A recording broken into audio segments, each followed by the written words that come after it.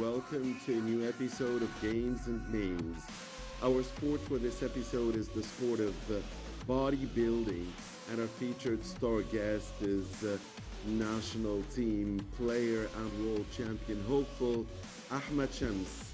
So let's get to know more about bodybuilding and about Captain Shams in the upcoming minutes of Games and Names.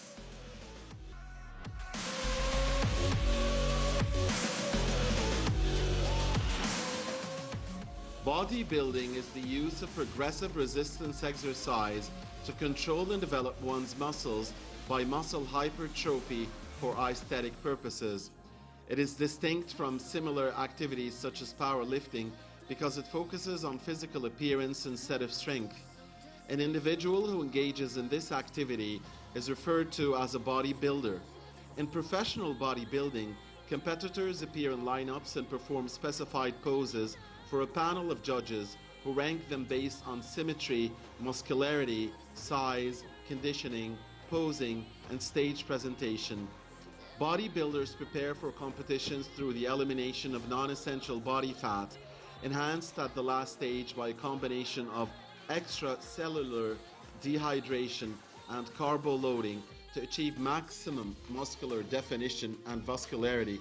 They also tan and shave to accentuate the contrast of their skin under spotlights. Bodybuilding takes a great amount of effort and time to reach the desired results. A bodybuilder must first be able to gain 8 to 20 pounds a year if he or she lifts for 7 hours on a weekly basis. However, gains begin to slow down after the first 2 years to about 5 to 15 pounds. After 5 years, gains can decrease to just 3 to 10 pounds. Some bodybuilders use anabolic steroids and other performance-enhancing drugs to build muscles and recover from injuries more quickly, but competitions sometimes ban the use of drugs because of the health risks or considerations regarding fair competition. Despite some calls for testing for steroids, the leading bodybuilding federation, the National Physique Committee, does not require testing. The winner of the annual IFBB Mr. Olympia contest is generally recognized as the world's top male professional bodybuilder. Since 1950, the NABBA Universe Championships have been considered the top amateur bodybuilding contests, with notable winners such as Reg Park, Lee Priest, Steve Reeves, and Arnold Schwarzenegger, of course.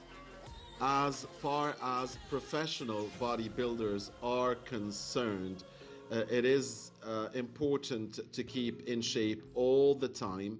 And in the modern bodybuilding industry, the term professional generally means a bodybuilder who has won qualifying competitions as an amateur and has earned a pro card from their respective organization.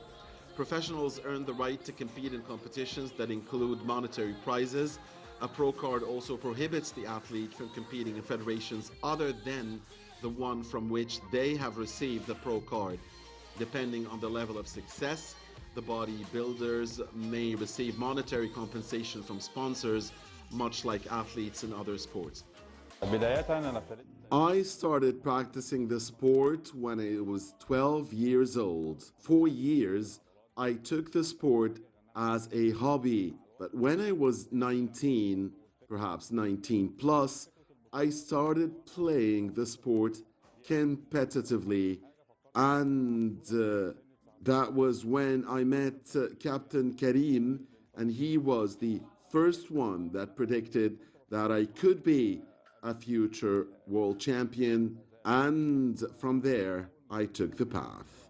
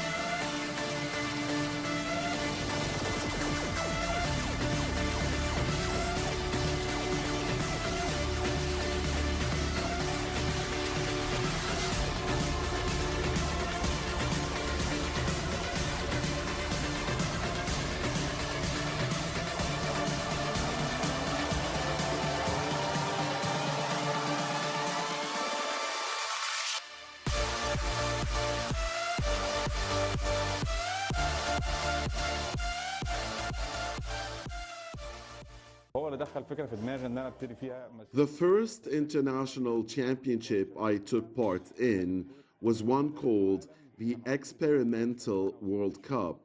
I was 19 years and a half. I consider myself a positively stubborn athlete. My first national gold medal came when I was 20. In the same year, I also won the military production tournament in Egypt. I then prepared to go back to the Experimental World Cup, where I was eyeing gold there. I felt ready, but due to the events of the January 2011 revolution, I was deprived of participation that year. كانت السنه اللي حصلت فيها الثوره. فتعبت جدا السنه دي وقعدت حوالي 10 شهور كنت بحضر، وبالفعل ربنا كرمني وعملت اول وحققت اللي انا عايزه، وكنت خلاص مسافر لبطوله العالم. بعد التعب ده كله ما سافرتش بسبب احداث الثوره وكده. طبعا I felt very frustrated. These were tough times, but I picked up myself quickly. As in 2012, I was able to land silver in the Arab Championship in Marrakesh, Morocco, and another silver in 2012 in the World Youth Championships in Budapest, Hungary.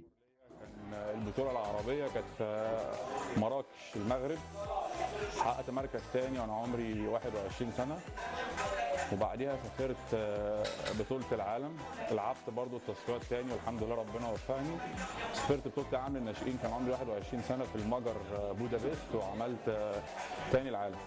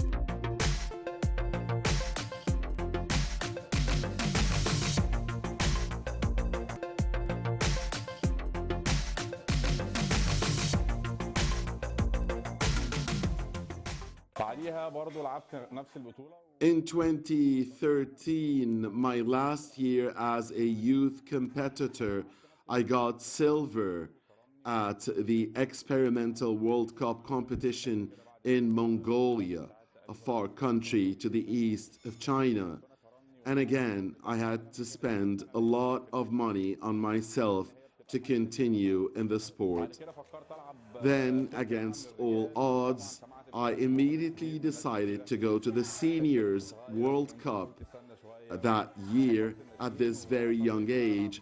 The tournament was in Brazil, and I scored fourth place in my first such participation. عمري صغير بس الحمد لله سافرت بطولة العالم البرازيل وحققت المركز الرابع. بعديها بقى احنا بنلعب بطولة العالم عشان بعد كده نخش في مرحلة الاحتراف. فلما شاركت كذا مرة في بطولة العالم كان حلمي بقى ان انا احترف، وعشان تحترف لازم تعمل الاول في بطولات معينة اللي هي بتبقى بطولات مستر اولمبيا. Then I dreamed about going professional and participating in the Mr. Olympia competitions. And that was a very difficult road from 2014 to 2016. The deciding moment came when I excelled at the amateur Mr. Olympia competition in Jordan. And that is where I got my passport to professionalism.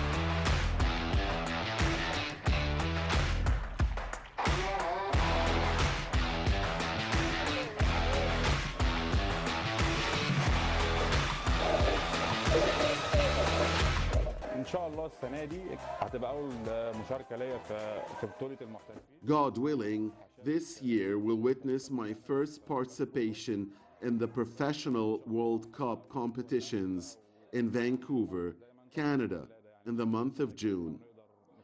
And I aim for medals there. I aim for gold. You know, Egyptians have a lot of talent, and I see myself as one of these talents, and I am optimistic about my participation. You know, when you watch a football match and see 22 players on the pitch, but only one of them catches your eye because of his dribbling skills and ball control, I think and I hope that I am that guy, that talent. والله في الاول وفي الاخر الحمد لله، يعني هو التوفيق بتاع ربنا. فعلا انا الحمد لله من الناس اللي يعني بخلي بالي جدا، لازم قبل ما تخش تمرين تسخن كويس قوي، لان احنا مع الوقت طبعا الدايت الكتير بيتعب المفاصل. I believe it is coming, and I believe that I was born with this, as I was born to be part of the sport of bodybuilding. In our sport, you have to be very careful not to be injured. You have to warm up carefully and use stretches all the time. You also have to be strict with your diet and stay away from training overload and stop whenever you feel exhausted or at risk of injury. الحاجات دي مهمه جدا جدا، وهي يعني بعد ربنا هي اللي بتقدر ان شاء الله تحمينا من الاصابات.